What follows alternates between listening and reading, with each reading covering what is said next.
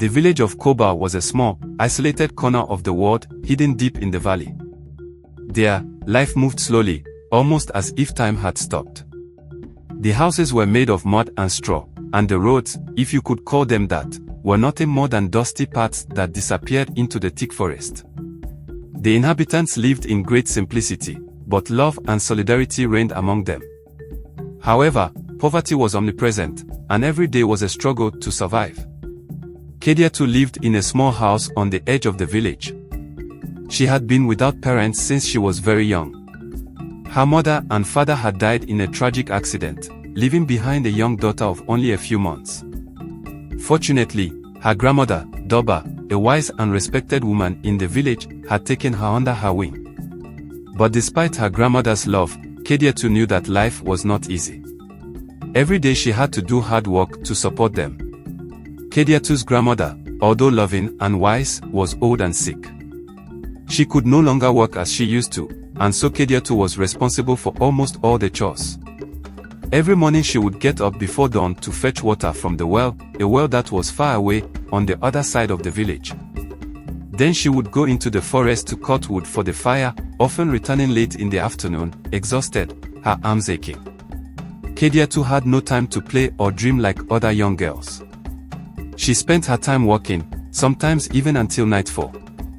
And yet, despite this difficult life, there was something about her, something indefinable, that made her beautiful. It wasn't just her looks, although she was a rare beauty. Her eyes, large and deep, shone with a soft light, and her smile, although fleeting, was full of warmth and promise. But what caught the attention of others was her determination and courage, her ability to remain strong despite everything she was going through. The men of the village, young and old, often looked at her. Some of them desired her, but they saw her as a simple orphan, a girl without status or wealth.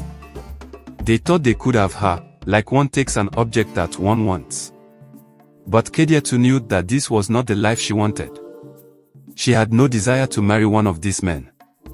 She refused each proposal, politely, but also with a firm decision. "Why marry one of you?" she often said to herself. "I am capable of living without this." One morning, as she went to the well, a young man approached her. It was Musa, a rich merchant from the neighboring village. He was tall, well-dressed, and had a reputation for seducing women from all the surrounding villages. He stopped in front of her, a smile on his lips. "Kediatu, you are the most beautiful of all the girls in the village. Why continue to live in poverty, when you could have a life of luxury by my side?" he said to her, while offering her a small purse filled with gold coins. Kediatu looked at him calmly, unfazed by the gold he held out to her. "You want to marry me because you think money can solve everything," she answered softly.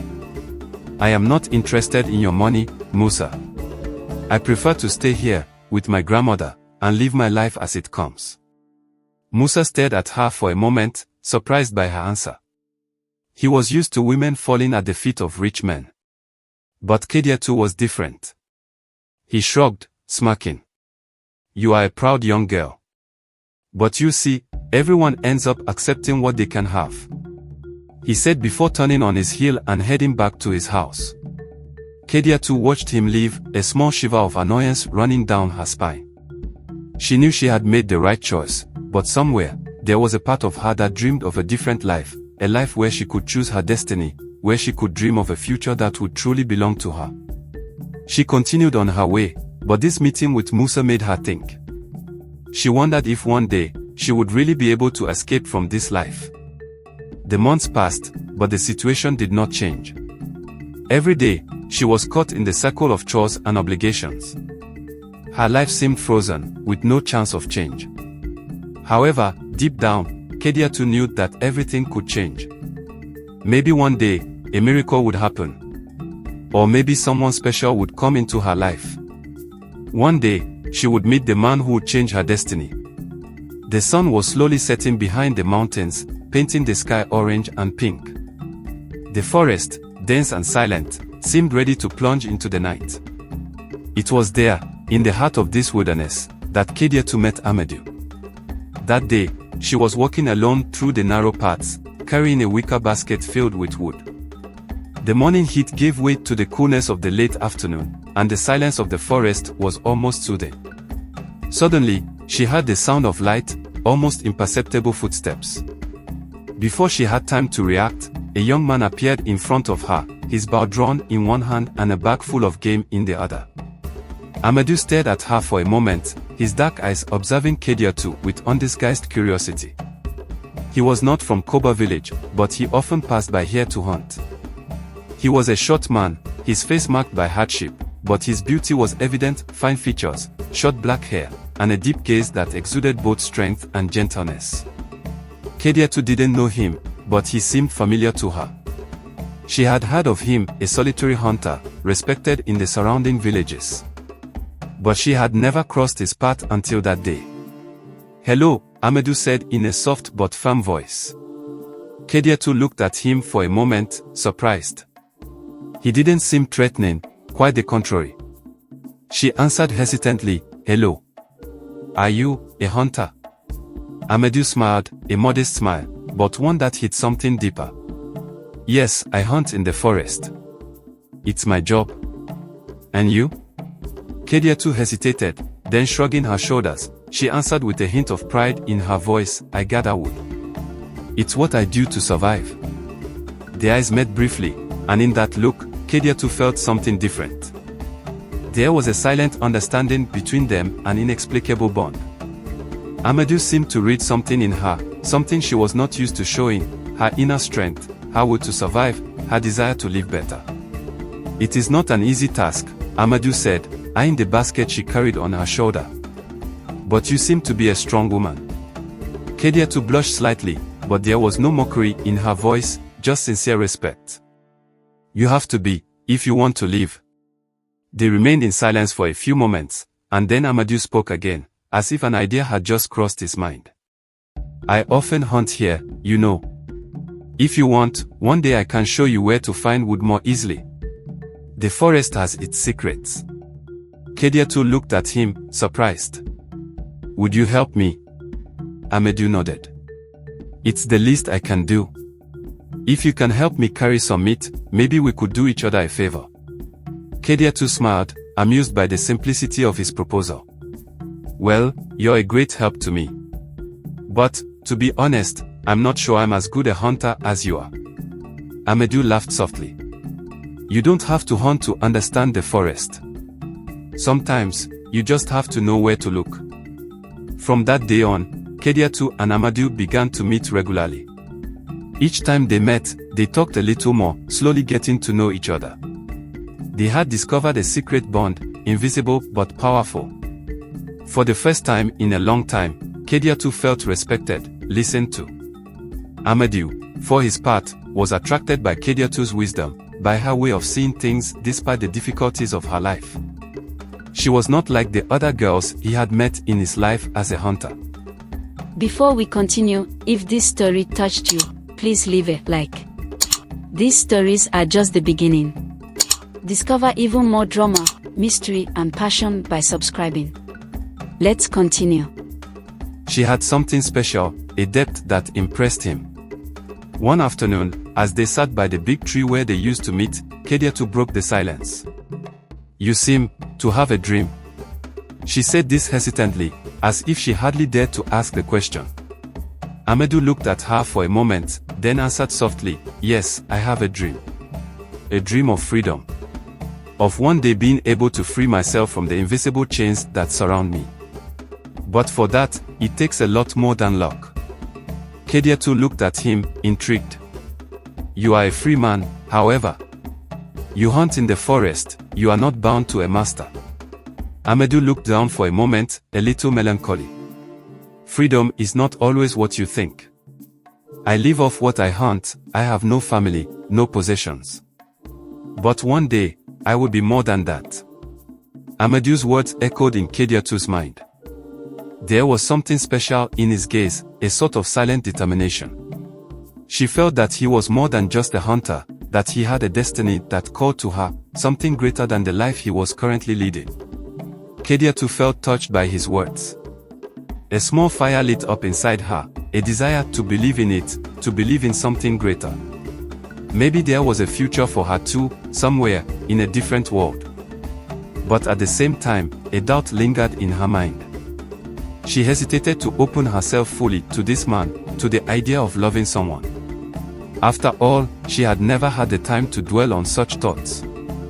But with Amadou, everything seemed different. And you, he asked, suddenly, interrupting her thoughts. What are your dreams, Kediatu? Kediatu remained silent for a moment. She had never really thought about her dreams in such a precise way. But in this moment, with Amadou, she felt ready to share. My dream is to be free, like you.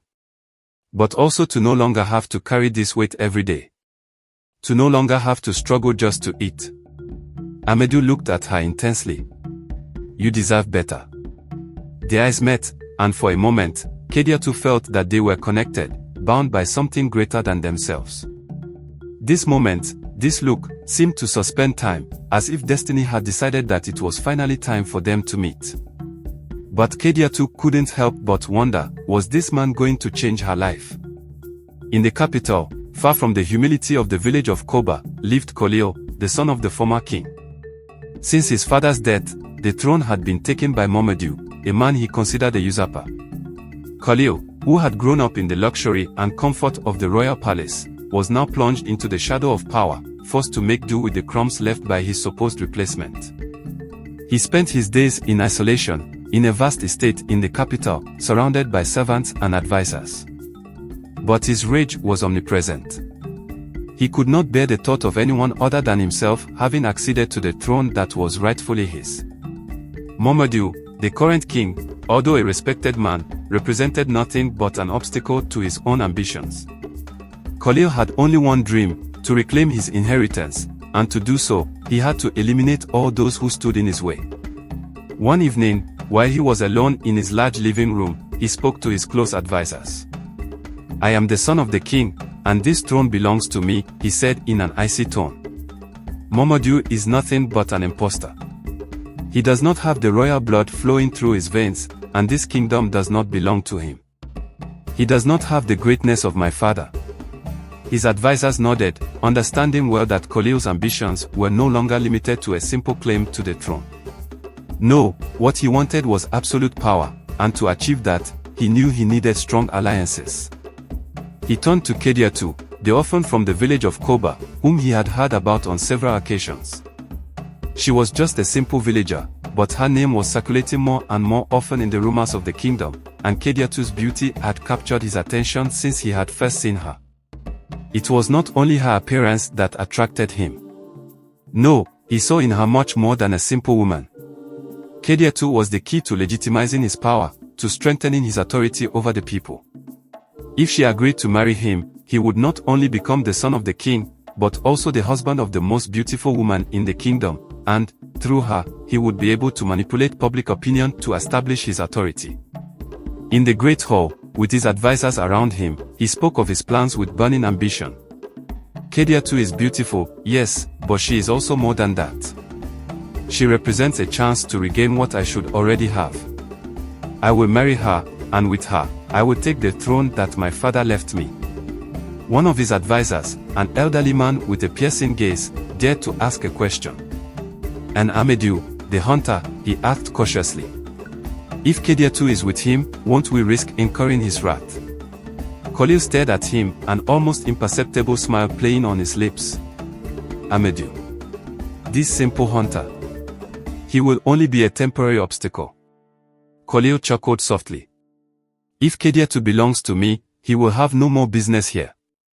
The advice was given. There was no longer any doubt in Kolio's mind. Kediatu would be his. Kolio began to increase his visits to the neighboring villages, hoping to meet Kediatu. He knew where she lived, and he had learned about her daily life through the rumors and gossip of the locals. But despite his attempts, he hit a wall.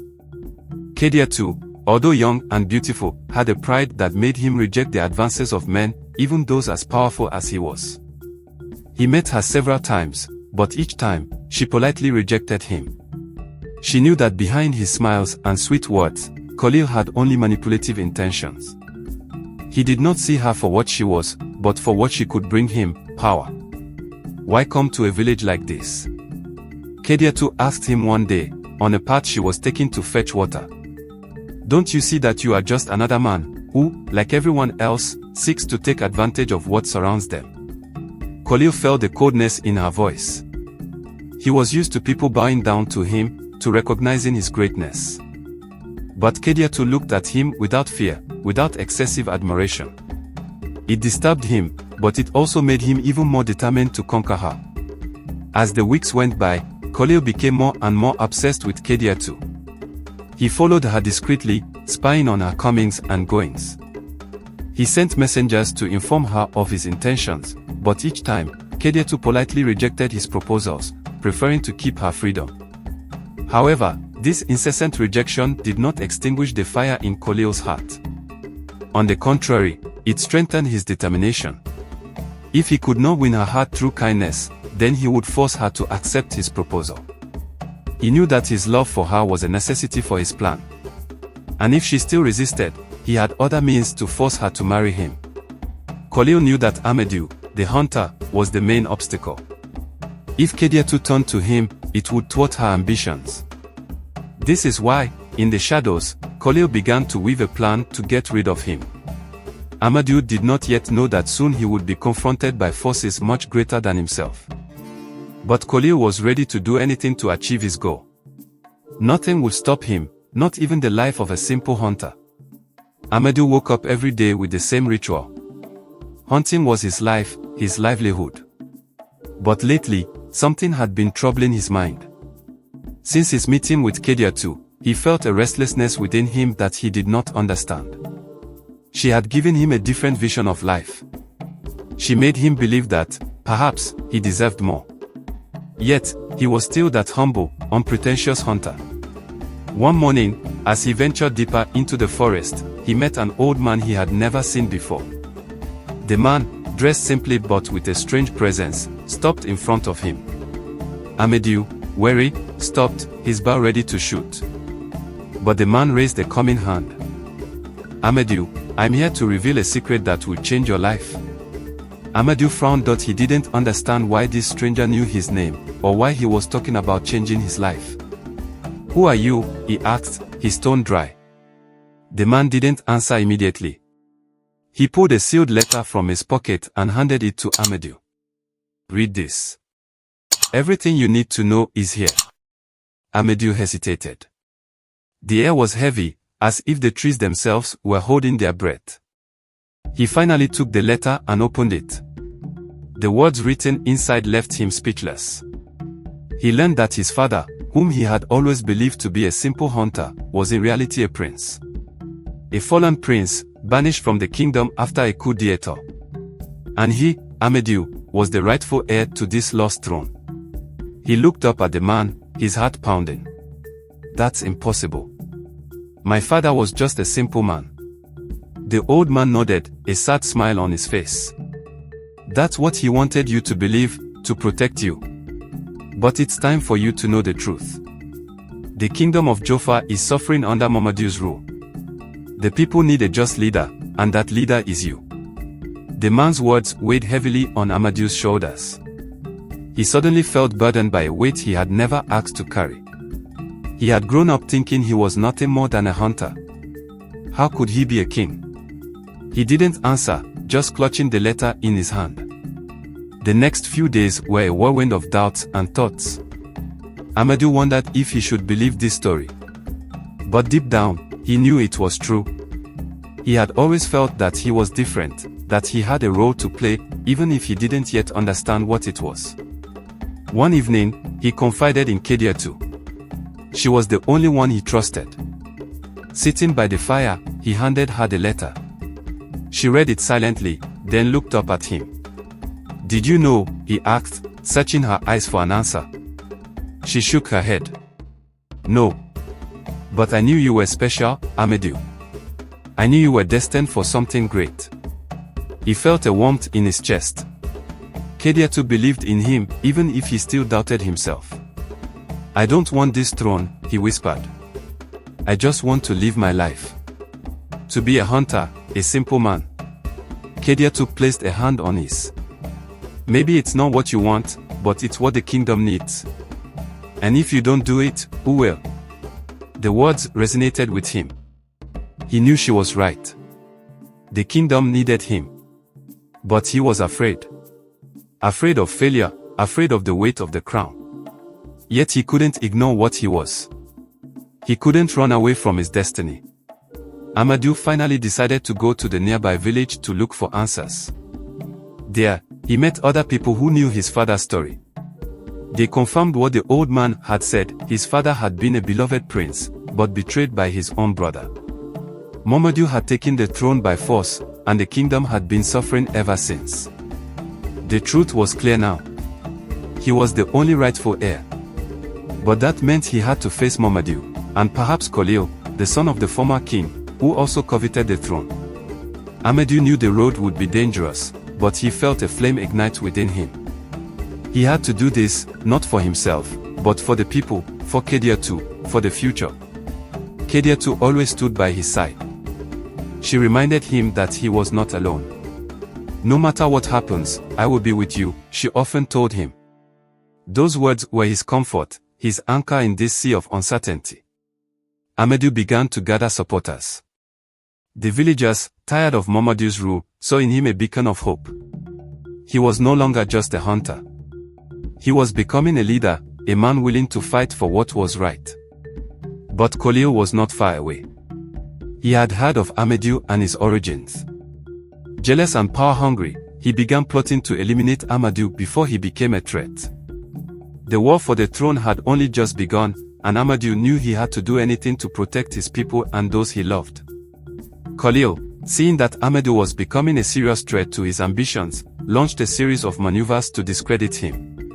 Rumors quickly circulated in the kingdom. Amadou was nothing but an impostor, a simple hunter who claimed to be the heir. Kolio used his allies to sow doubt in the minds of the people. But Amadou, despite his simplicity, remained implacable. Amadou and Kediatu found themselves at the heart of the turmoil. While Amadou struggled to gather supporters, Kediatu faced the maneuvers of those who sought to manipulate her. Traitors slipped among their allies, and plots were woven in the shadows. Kolio's forces were numerous, and their influence extended to the highest echelons of the kingdom. The kingdom began to divide. Some regions remained loyal to Kolio, still believing in his legitimacy, while others saw Amadou as a more just leader worthy of governing. The tension was palpable, and the people, tired of this uncertainty, began to wonder who, Kolio or Amadou, would be able to restore harmony to the kingdom. The struggle for power turned into a direct confrontation. Rumors, betrayals, and growing divisions set the stage for a decisive battle. The two men prepared for what would be the final battle, not only for the throne, but also for the love of Kediatu, whom both coveted.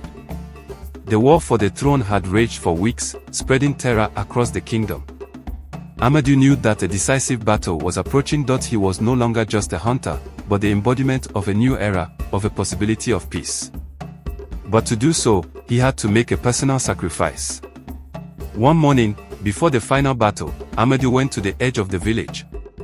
He knew that the outcome of this fight was uncertain, and he did not want to see Kediatu risk her life.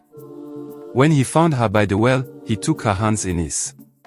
Kediatu, I'm going to do something difficult. Maybe I won't come back.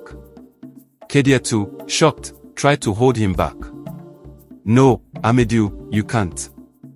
But Amadou, with a determined look, answered him, I have to do it, for you, for the people. Amadou knew that he had to act to win. To free the kingdom from Kolio's yoke and offer a better future, he had to take extreme risks. This sacrifice was not only for himself, but for peace and for the love of Kediatu. The hours before the final battle were tense. The people, still divided between Kolio and Amadou, had not yet chosen their champion. Rumors, intrigues, and betrayals had left the kingdom in total uncertainty. But Amadou's courage began to galvanize those who still doubted. During the confrontation, Amadou, armed with his bow and his bravery, stood before Kolio's army. His allies, inspired by his sacrifice and determination, began to fight with a new fervor. The fight was bloody and difficult, but Amadou, with his courage and will, managed to push back the enemy forces. The outcome of the battle seemed uncertain at every moment. Every move of Amadou was marked by determination. The fate of the kingdom rested on his shoulders. Finally, after hours of struggle, victory smiled on Amadou. Khalil, exhausted and defeated, fell to his knees before him. The people, who had followed the fight with anxiety, burst into joy at the defeat of the one who wanted to impose his power by force. Peace was finally restored. Amadou, although covered in wounds, stood tall. Kedia too, who had remained near the battlefield, ran towards him. He took her in his arms, and, in front of the cheering crowd, he turned to them. The kingdom has suffered enough. It is time to rebuild. In a great ceremony, Amadou was crowned king. He was now the sovereign of this kingdom that he had saved. Kedia too, at his side, became his queen. Their love, forged in war and suffering, would now govern this kingdom. Together, they would lead their people into an era of peace and prosperity. Thus ended the long fight for the throne, a fight marked by sacrifice, tenacity, and the love of a man ready to do anything for his people. Amadou and Kedia too were now crowned king and queen, but their reign was nothing like that of previous kings. Together, they had vowed to build a different kingdom, one where justice and equality would prevail over wealth and power. Under their leadership, major reforms were introduced. The nobility, who had long lived in opulence, were now held accountable. Laws were enacted to improve the lives of the poor. Farmers, merchants, and even hunters like Amadou were given a more equitable place in the kingdom. Kedia too, with her natural wisdom, ran the kingdom's affairs with unwavering benevolence, while Amadou, with his simplicity and dignity, earned the respect of the people. The people, who had long suffered under Khalil's rule, finally saw a glimmer of hope. The old oppressors were overthrown, and the citizens regained a voice in the running of the kingdom. Amadou and Kedia too's hard work was beginning to bear fruit. The roads were safer, the markets fairer, and corruption had been nearly eliminated. This kingdom belongs to everyone, Amadou often said, a hopeful smile on his lips. This was his vision, a kingdom where everyone could dream and succeed, without being limited by their birth or status. Kedia too, for her part, dreamed of a world where all women, like her, could live without fear and achieve their potential. Over the years, their kingdom prospered under their rule. Old divisions began to dissipate, and the people united around their leaders. Harvests were abundant, cities grew, and a lasting peace took hold. Amadou and Kedia too had succeeded in proving that even a humble hunter could become king, and that a woman born into oppression could rule with wisdom. Kedia too, who once dreamed of freedom, was now the queen who brought that freedom to her people. She was no longer the young girl wounded by the cruelty of life, but a strong woman, listened to and respected. She guided the affairs of the kingdom with rare benevolence, always ensuring that justice was done. Amadou, for his part, had found his place. Although he had always remained humble, his charisma and integrity made him a king appreciated by all. He had never sought glory, but he had known how to serve it. Together, they formed a united royal couple, devoted to their people and their country. The kingdom flourished in a new peace, and the war that had nearly destroyed everything they had built became a distant memory. The reign of Amadou and Kedia too marked the beginning of an era of prosperity. And although time passes, their story remains etched in memories. A hunter prince, a wise queen, a couple united for the good of all. Their children, born in a strong and peaceful kingdom, continue to perpetuate this legacy, and peace reigned for many generations. The kingdom, finally reconciled with itself, lived happy days. Their hearts, filled with love and devotion, continue to guide the people. The story of Amadou and Kedia too, united by destiny, was that of a peaceful revolution, where the sacrifice of one and the wisdom of the other had restored harmony to a broken world. A new beginning had opened for the kingdom, and the future seemed promising. The moral of the story is that you can become anything you want. If you have come this far with us, put the name of the character you liked in the story in the comments. Thank you all.